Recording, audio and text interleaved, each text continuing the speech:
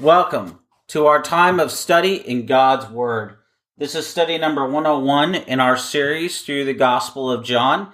And today we're going to look at John 18, 12 through 27.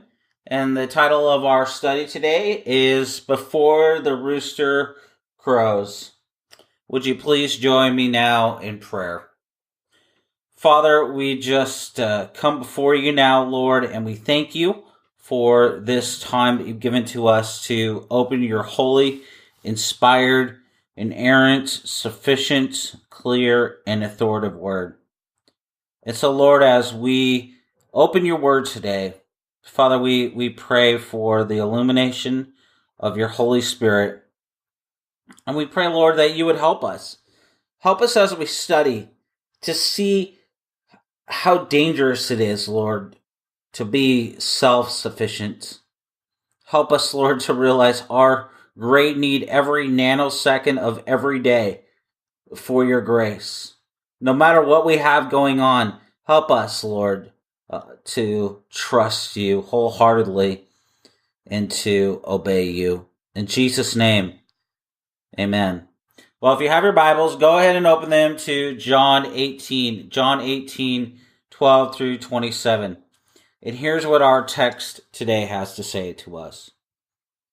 So the band of soldiers and their captain and the officers of the Jews arrested Jesus and bound him. First they led him to Annas, for he was the father-in-law of Cephas, who was the high priest that year. It was Cephas who had advised the Jews that it would be expedient that one man should die for the people. Simon Peter followed Jesus, and so did another disciple.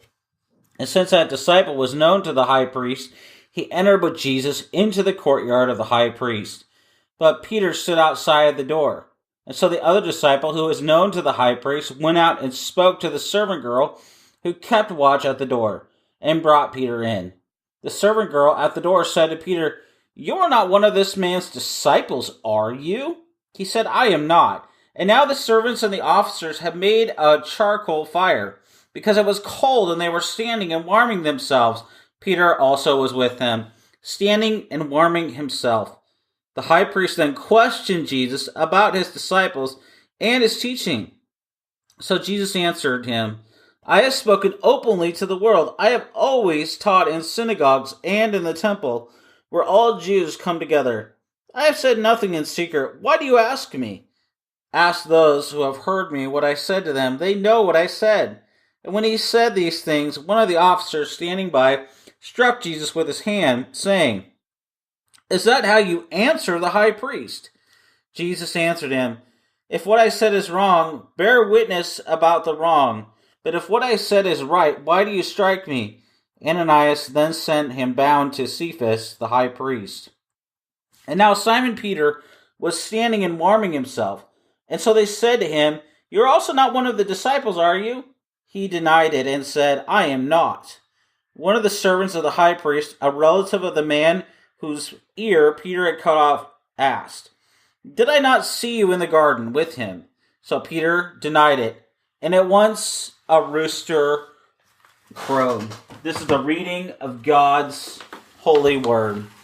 You see, it's helpful as we continue on in our study of John's account of Jesus' final hours before the cross to lay the events recorded here in the Bible out, just so that we understand where we're at.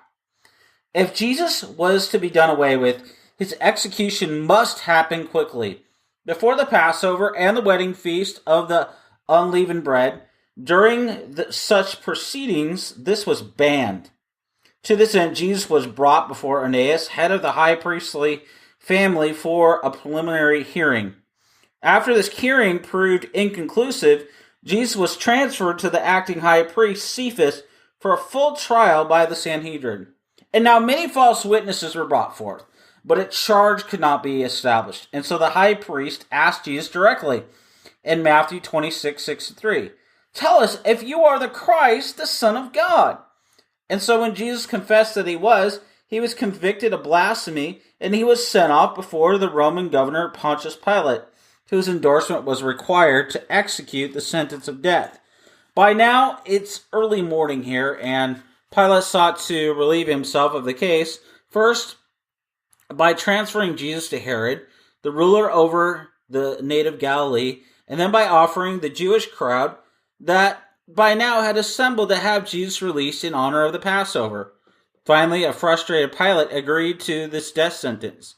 By late morning, Jesus was taken out by the Roman soldiers and crucified, dying in the mid-afternoon. So John does not record all these events, perhaps assuming that we know them from the other Gospels. Now, John instead focuses on details that will highlight his particular emphasis on Jesus' sovereign control and his voluntary self-offering as a sacrifice for our sins.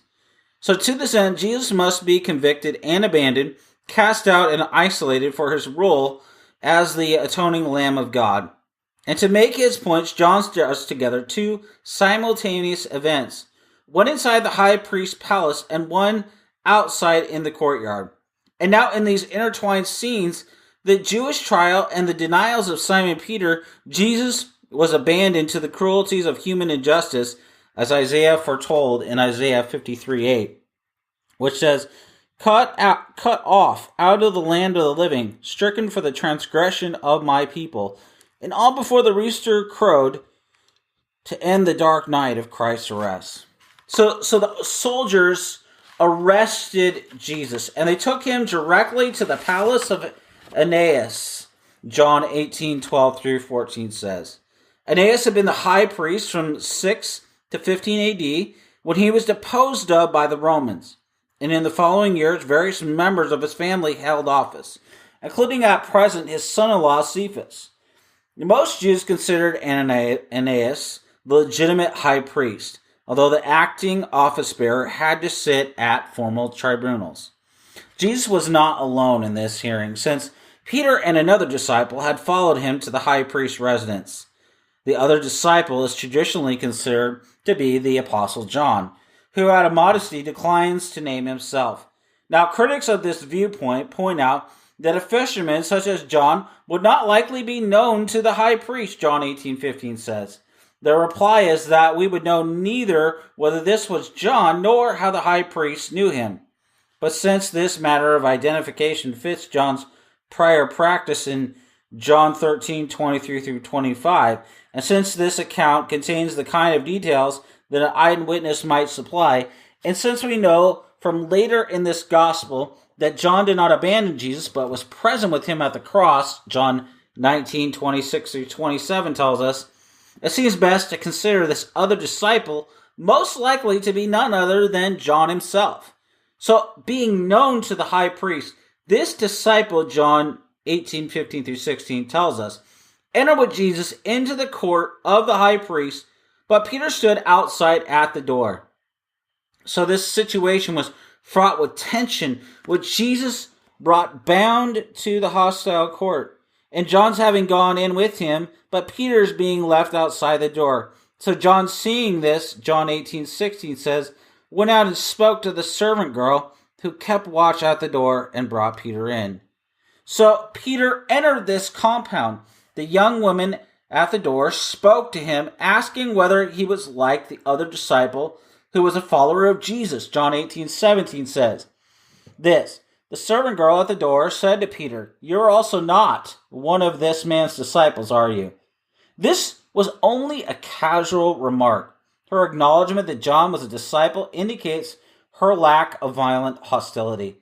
Her question, moreover, was cast with the expectation of a negative answer. You're not one of those disciples, are you? And so Peter would have had to contradict the gatekeeper to state the truth. And so the easiest answer for him, a stranger seeking permission to enter, was to agree. And this he did, saying in John 18:17, I am not. And so we remember Peter's earlier boasting in John 13:37, Lord, I will lay down my life for you. Now John Calvin comments this, and he says, now at the voice of a single maid, and at that voice unaccompanied by threatening, he is confounded and throws down his arms. Such is a demonstration of the power of man. Calvin sees Peter's failure as an instance of the frailty that is common to us all, and he says, Do we not continually tremble at the rustling of a falling leaf? A false appearance of danger, which was still distant, made Peter tremble. And are we not every day led astray from Christ by childish absurdities? The servant woman did not make Peter ask whether he was an insurrectionist, a heretic, a blasphemer, or an enemy of Judaism itself. She merely asked whether he was the disciple of Jesus. And Peter, despite the humble station of the questioner and her unthreatening manner of speech, immediately abandoned his fidelity to the Lord Jesus Christ. Now, Peter might have looked upon his first denial as a necessity right of admission to the courtyard, but once uttered, it was easy to repeat and hard to correct. And this shows why it's always important for Christians to be upfront about our faith in the Lord Jesus, instead of giving an initial worldly impression that will be difficult to change later. Having identified himself as a stranger to Jesus, Peter had no reason to avoid keeping company with the others, and so he joined a group of servants and officials of the high priest who were warming themselves at a charcoal fire, John 18:18 says. So it is with us as Christians today. In order to maintain a public denial of Christ, we will have to blend in with the unbelieving world. And seeing Peter sitting at a fire with the servants of those persecuting Christ, we remember the wisdom of Psalm 1, which warns that the blessed man neither stands in the way of sinners nor sits in the seat of scoffers, Psalm 1:1 says. Now there was no doubt a great deal of mocking of Jesus at this fire. And so Peter's denial had placed him in a situation in which it was all the more difficult to be obedient to Christ. So how do we explain Peter's denial of Jesus? Well, first we need to note that Peter was only there because he had followed Jesus when all the others except John had scattered. And the only reason that Peter was exposed to this trial was his love and devotion for Jesus and his courage in following the arresting soldiers. This is no miserable specimen chosen from among the ranks of Christ's worst followers. Make no mistake about this. This is the best of the best. And yet it is precisely this one who falls, not only dreadfully, but speedily and with slight provocation. So what steps led to Peter's rapid downfall in denying his master? Well, first we need to remember his overconfidence, which Jesus had checked back in the upper room in John 13:38. Now Mark's gospel makes this problem even clearer, reporting that Peter boastfully compared himself with his fellow disciples. Mark 14:29 and 31 says, "Even though they have all fallen away, I will not. If I must die with you, I will not deny you." And this reminds us that we are not to treat lightly those trials that we have not yet faced.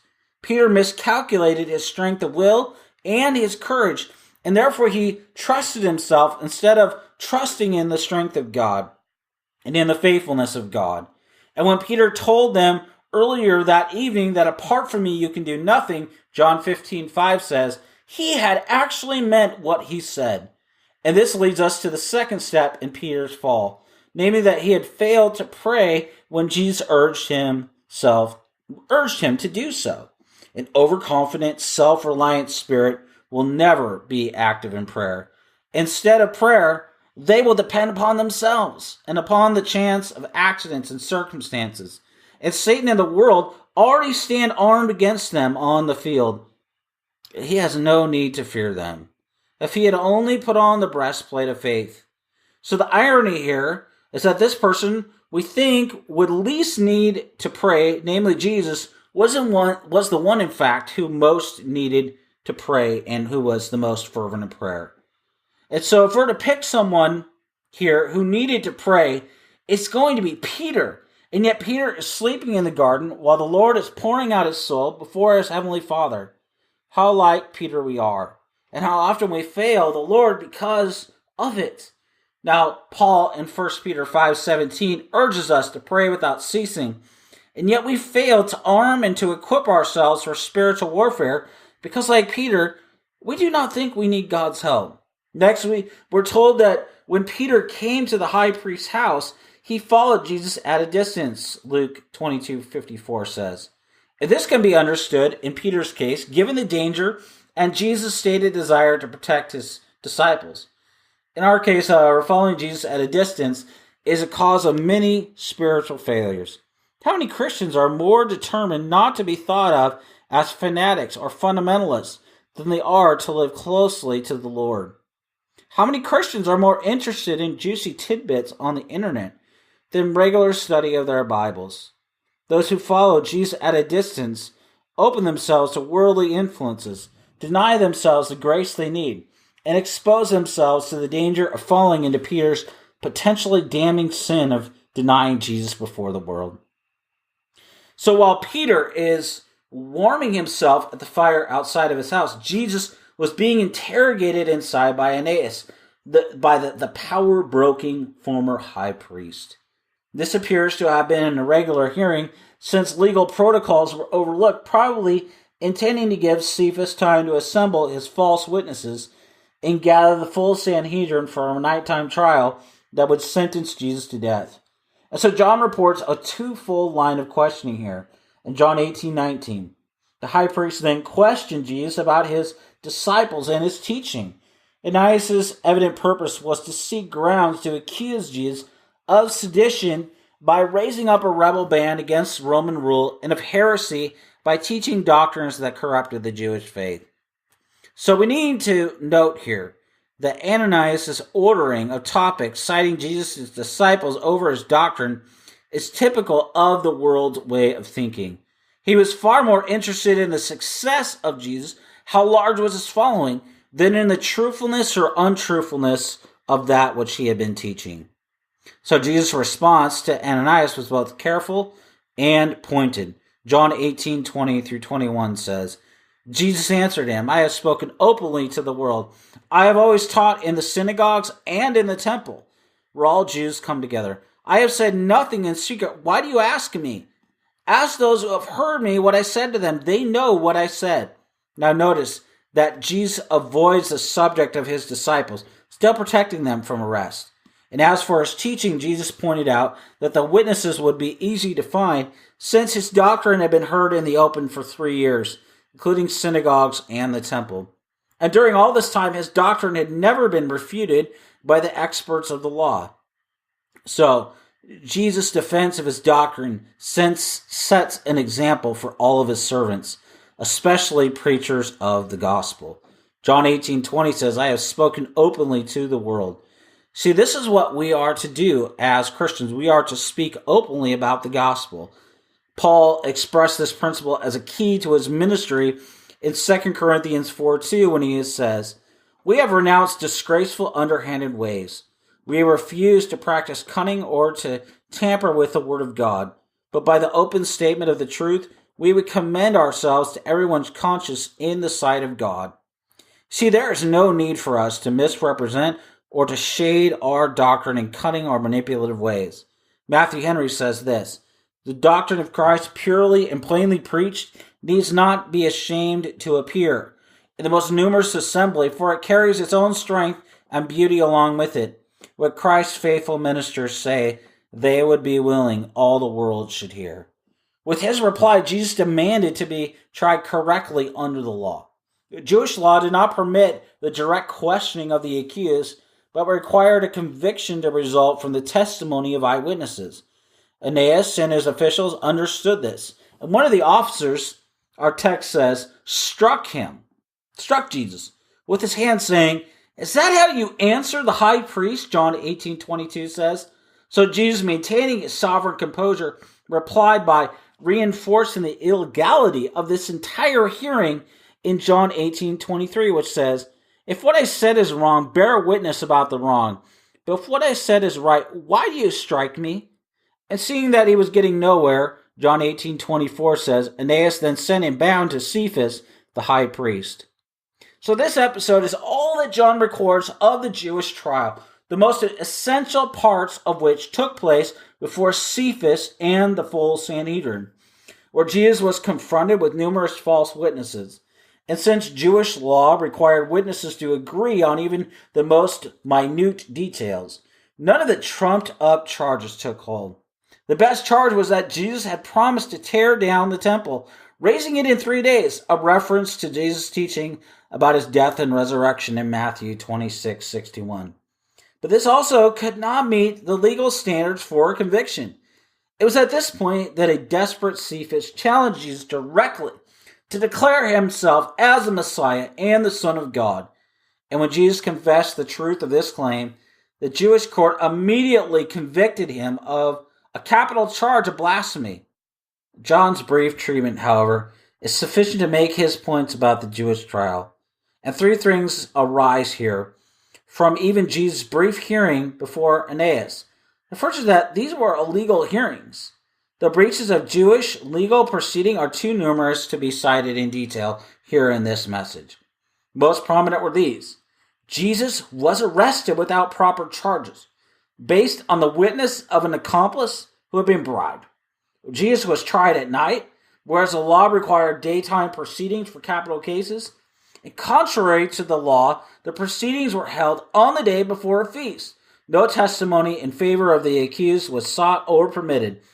Jesus was directly examined and called upon to testify against himself, and Jesus was convicted by unanimous vote, which the Jewish legal rules considered evidence of a biased court. All of these were gross violations, but the last one is the most pertinent. The Jewish system of law emphasized mercy and called on courts to do everything possible to exonerate the accused.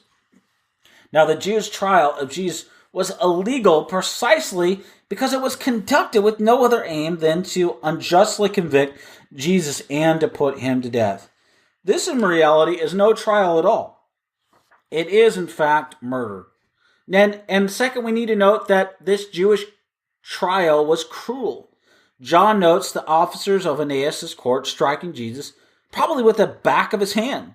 The Greek word raptisma originally denotes the use of a rod, so that John may see in this the fulfillment of prophecy of Micah 5:1, which says, with a rod they strike the judge of Israel on the cheek.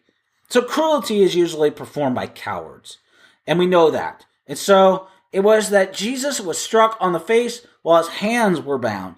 This was just the beginning of his cruel abuse. And yet Jesus meekly submitted to it all. How easily might Christ have been consumed, the most insolent official, with fire, or withered his striking hand. And yet this was the hour of his meek submission to injustice and to cruelty. Though Jesus responded with words counseling justice and truth, he made no objection to his mistreatment. As Isaiah had foretold in Isaiah 53:7, he was oppressed and he was afflicted, and that he opened not his mouth, like a lamb that is led to slaughter. Above all, the Jewish trial was unholy. This appears not only in the ironic verdict of blasphemy upon the true Son of God, but also in the entire treatment of the Lord Jesus Christ. Here, Annas represents the whole of apostate Judaism, seated as the heir of all the Old Covenant leaders, the culmination of centuries of divine blessings, mighty deliverances, and covenant privileges. Israel's high priest now greets the long-awaited Messiah. In light of the Scripture's long anticipation of the coming Savior and King, we ache to see Israel's leader fall on his face in adoration and worship. Instead, Jesus is despised and he is beaten. And every trick in the book is employed to condemn him to death. And yet all this was possible only by Jesus' self-effacing permission. J.C. Ryle says this: He had only to command the confusion of his enemies, and they would have once been confounded. Above all, he who was the one who knew full well that Ananias and Cephas and all their companions would one day stand before his judgment seat and receive an eternal sentence. He knew all these things, and yet he condescended to be treated as a malefactor without resisting. So John here presents the dreadful events of this day. The great atrocity that took place outside in the courtyard. There, Jesus' closest disciple, Simon Peter, was awkwardly standing in the company of those who would persecute his Lord.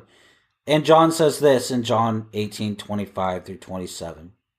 Then they said to him, "You also are not one of his disciples, are you?" He denied it and said, "I am not." And one of the servants of the high priest, a relative of the man whose ear Peter had cut off, said, "Did I not see you in the garden with him?" And Peter again denied it. And at once the rooster crowed. We have observed Peter's weakness in his first denial to the humble servant girl, but how much clearer does his weakness appear in the fireside denials?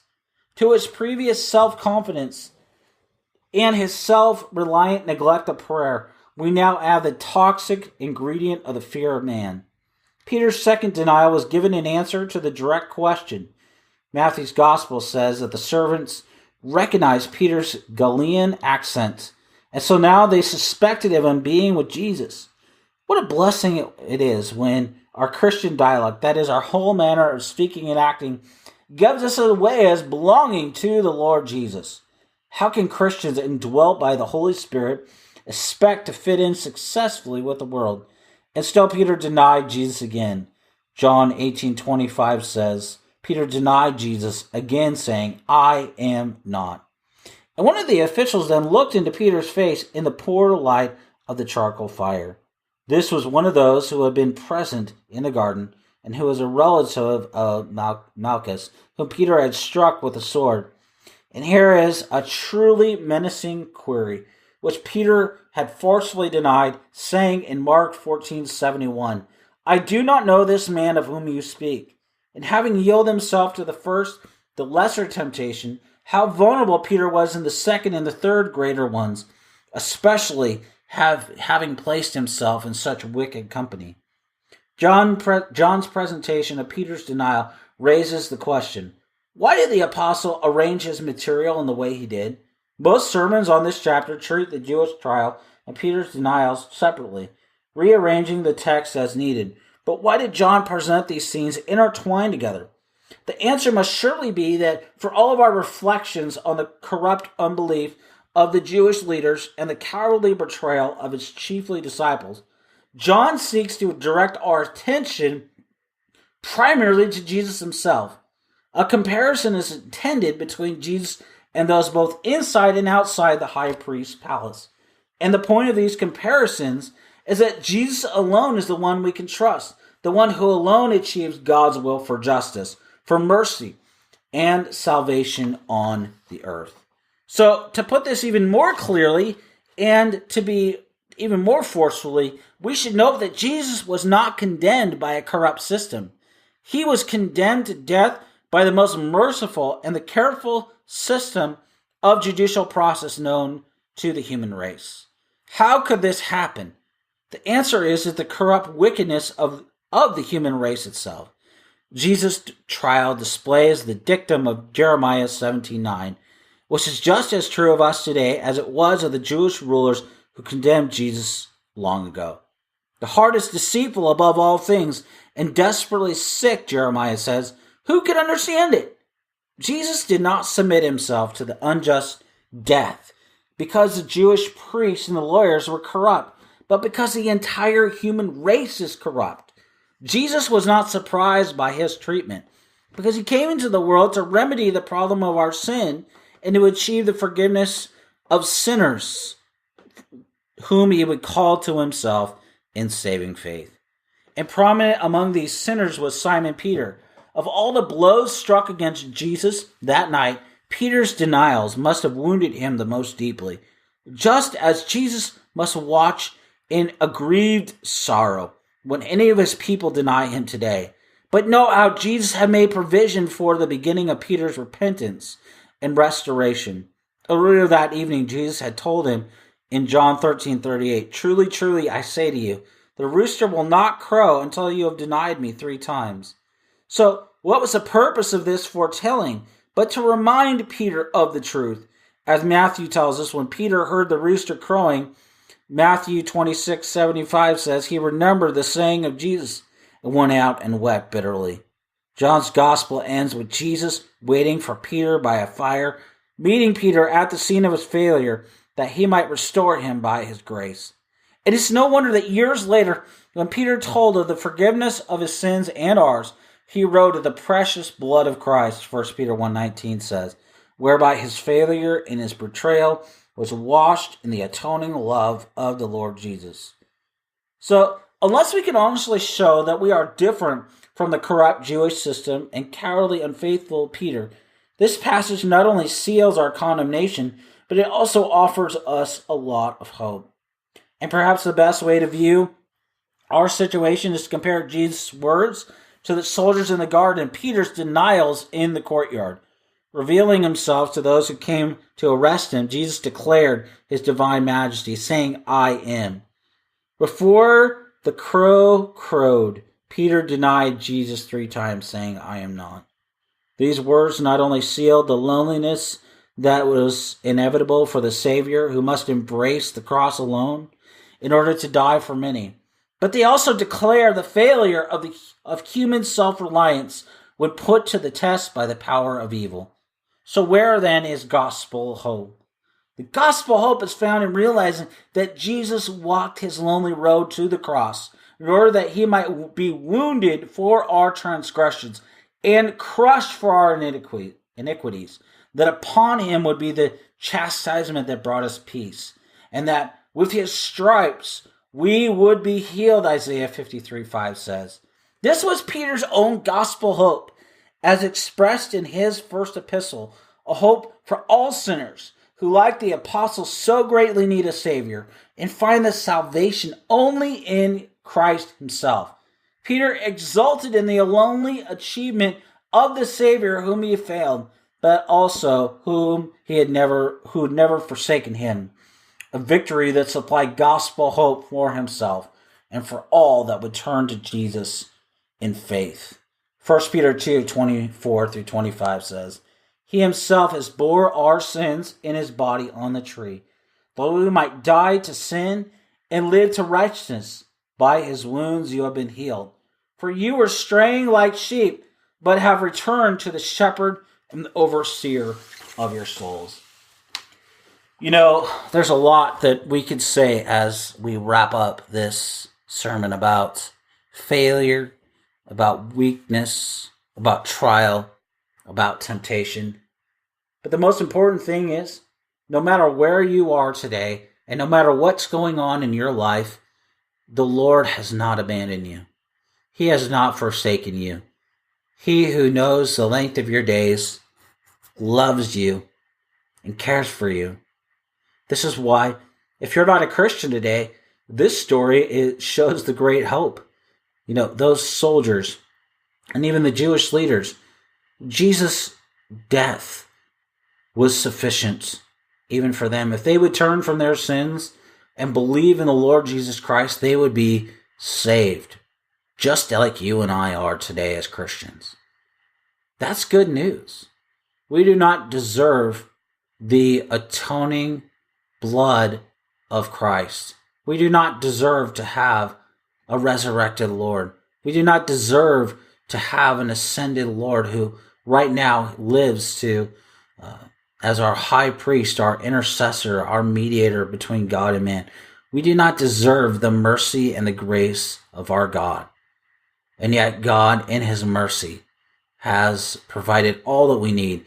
And in fact, Paul in Ephesians 1 tells us that the grace of God superabounds towards us. It abounds and abounds and abounds towards those who are in Christ. You know, and so as we wrap up the sermon, I want to say to you who are a Christian, it may seem like you are failing every day and you're falling on your face. But I want to say to you, the only reason that you as a Christian are falling on your face every day is because you are not relying and trusting the Lord. God has provided for you in every single way. And sure, I'm not talking about sinless perfectionism here. None of us is perfect. We are all becoming more like Christ. But when we do fail, we have a Lord who knows us. And 1 John 2:1 tells us that he is our advocate. And that if we confess our sins, 1 John 1:9 says, he will forgive us and he will cleanse us of all unrighteousness. But we should make no mistake. If we say that we don't have any sin, the same passage before that in 1 John 1:7-8 tells us that we are deceived, meaning that if we think that we have no sin in our lives, that we have no need for repentance in the Christian life, that we have this all figured out, and we have it, we can just check off list after list after list, we are actually deceived. we are actually deceived. If you think that you don't need the help of other Christians to walk this life, you need to go and study the one another passages in the New Testament. There are over 50 of them. Over 50 of them. And because of the gospel, we can walk with one another. We can care for one another. You see, I need you and you need me to speak truth into your life. Because you know what? Life is difficult. Life is so difficult. I need friends to help speak truth into my life when, I get down and discouraged about my dad who has frontotemporal dementia. I need help when I have a hard day, a challenging day, dealing with difficult people. I need help to be able to help the guy that's struggling with pornography, because I need to be able to walk alongside of him and to help him in his specific situation, not just with the struggle of pornography, but to help him to become a man, to be able to face trials and temptations with the help of the Lord. And what Peter does is he actually helps us even in this. He shows us the danger of living a self-sufficient life for Christ. Peter, was brash. He was upfront. He was honest, but he failed. Honesty and authenticity are great. They are helpful in the Christian life. You will not ever hear me say otherwise. But honesty and authenticity can only get us so far. What Peter shows us here in his life, in this instance, is that what Peter needed was to actually practice what he believed. Honesty and authenticity can help to that aim, but they cannot help us get to the place of ultimate obedience. That has to begin as the Spirit of God helps us to train our affections, because he has actually removed our heart of stone and he's replaced it with a new heart with new desires. And it's because of that we will desire to be honest and authentic before the Lord, and to live lives of integrity and to live before his face. But even more so, it's because of that we will desire to be increasingly obedient to him. We will desire to repent of our sin and to trust in him more. This is what Peter was lacking. Peter did not yet have the Holy Spirit. I'm not saying that Peter wasn't a Christian or anything like that, but the Holy Spirit had not come upon Peter and the disciples. He had no way of actual wholehearted obedience. As Christians today, we have the Holy Spirit. You have the Holy Spirit as a Christian. If God has sovereignly removed your heart of stone and he's replaced it with a new heart, with new desires and new affections for himself, you are in Christ. You are in Christ. Paul says in Romans 8:1, therefore there is now no condemnation for those who are in Christ Jesus. And that's the most precious and amazing place to be. And it's because God has removed our heart of stone and replaced it with a new heart, with new desires and new affections for himself. That God no longer counts our sin against us. He's given us a new position, a new identity. He's given us a new meaning and a new purpose. This is what Peter needed to understand. Jesus had been telling the disciples, look, I'm going away. I've gone and to prepare a place for you. In John 14, Jesus told the disciples that. And what Peter needed to understand is that was where Jesus was going. Jesus' finished and sufficient work provides the basis and the ground for our forgiveness of sins. And it also provides the basis for our new identity in Christ. So that when we sin, we can say, we look to Jesus. And we trust again in his finished and sufficient work. This is why 1 John 1:9 is such a powerful verse to me. If we confess our sins, he is faithful and just to forgive us of all of our transgressions. In 1 John 2:1, John tells us that Jesus is the advocate. And what does an advocate do? He pleads the legal merits of his own blood before the Father on our account. This is why it's so amazing about passages like Hebrews 2, 17 and 18, and Hebrews 4, 16 through 18, that tells us that Jesus is unlike us. He is holy. He is sinless. He is perfect in every respect. And we are not. This is why we need the righteousness of God. We cannot save ourselves. We cannot sustain ourselves in Christ. We cannot grow ourselves in Christ. And we will not be able to glorify ourselves either. At all points and in every way, at every turn, and in every place, we need Christ. We need Christ. This is why we have Christ.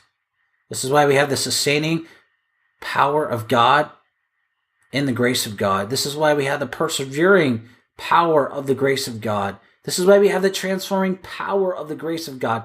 This is what Paul says in Romans 8:31 through 39, when he multiple times talks about, because of Christ, you are secure. Because of Christ, you are justified. Because of Christ, because of Christ, because of Christ. What he's saying is that Christ is all.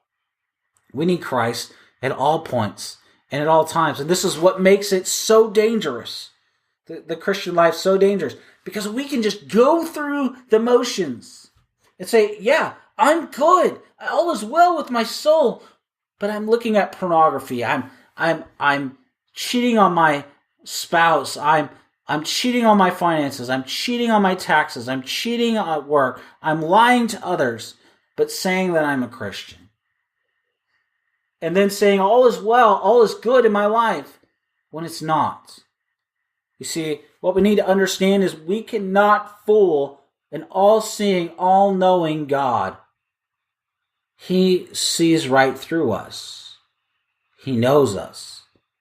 So what I want to say is we need to stop playing pretend.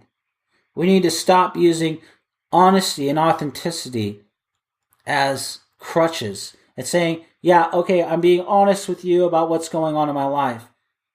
But what about the rest of your life? What about what's really going on underneath the surface? What about in your marriage? What about in your relationships with others? Are you really being honest with other people? Or are you just saying, oh yeah, I'm going to be accountable, but then I'm not going to tell you about this thing in my life.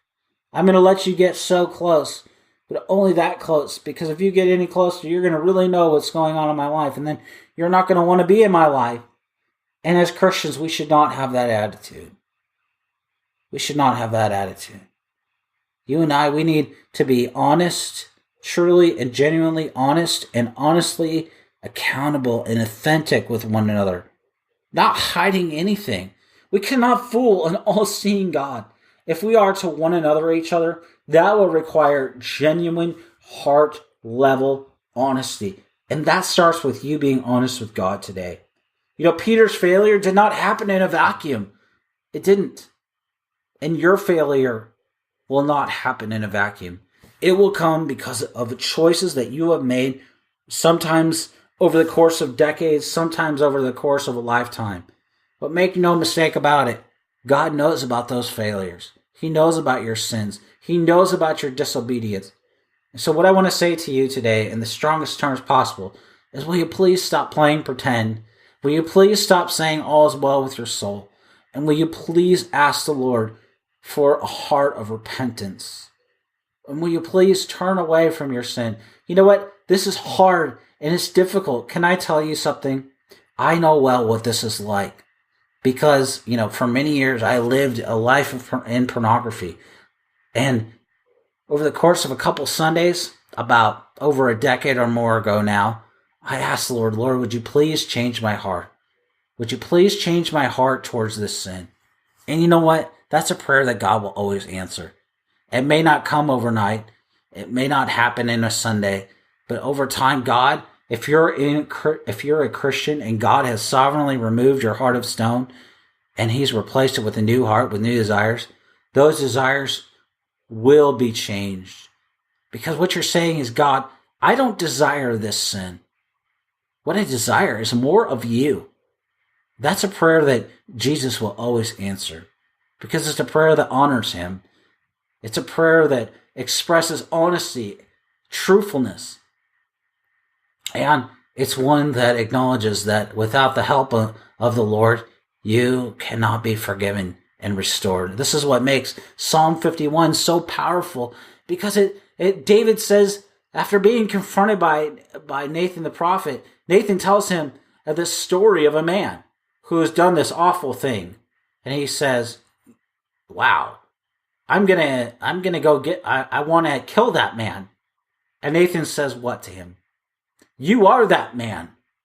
And with Psalm 51 expresses a heart of repentance, of contrition before God, and restoration with God. So maybe that's where you need to go today and read and meditate and study and dwell in Psalm 51 and understand that with the Lord, he has not left you. If you desire all of Christ, he desires you. He desires you, because the Psalms also tell us in Psalm 37 that God is near to the brokenhearted. God does not leave the brokenhearted. He does not leave them stranded in the wind. Hebrews 13:5 tells us that Jesus will never leave us nor forsake us. So would you please, my friend, stop relying on your own self-sufficiency. You are not sufficient for these things, but Christ is gloriously sufficient for you. So heed the warning of of Peter's story tells us, because that wasn't the end of Peter's story. Peter was restored. God used Peter in Acts 2 to preach to the early church, and God used him to lead 3,000 people to salvation at Pentecost. So praise God. You may not lead 3,000 people to Christ, but if you're struggling and you're failing in your obedience to Christ, God can and he will restore you. But will you start with asking for a heart of repentance? Asking God to restore in you a right spirit, as David prays in Psalm 51. To renew in you a right spirit of joy and gladness in all that Christ is and all that Christ has done for you. And would you pray the prayer of 1 John 1:9? If we confess our sins, he is faithful and just to forgive us and to cleanse us of all unrighteousness. That's how great our Savior is. He is able to forgive us because of all that he has done, because of all that he endured. It is finished, and his work is sufficient. Father, we just thank you so much for that truth, that the work that you have completed through your Son, Jesus, is finished, and it is sufficient for us. It's sufficient for strugglers and, most importantly, for beggars, which we all are. We all are, as Luther said. We are beggars, and you have provided such a table for traitors and rebellions like us. That's the beauty of adoption. We are adopted as rebels and traitors and seated at the Master's table, as J.I. Packer said. So, Lord, thank you for the truth that though we don't deserve it, we deserve hell and damnation. You give us grace and mercy. So, Lord, help those today who are being self-sufficient. Help me in my own self-sufficiency. God, help me to trust you all the more and to pray Psalm 51, to renew in me a right spirit, to renew in your people a right spirit of glad joy and of good tidings that the gospel brings. We just thank you so much, Lord, for your finished and sufficient work. In Jesus' precious name, amen.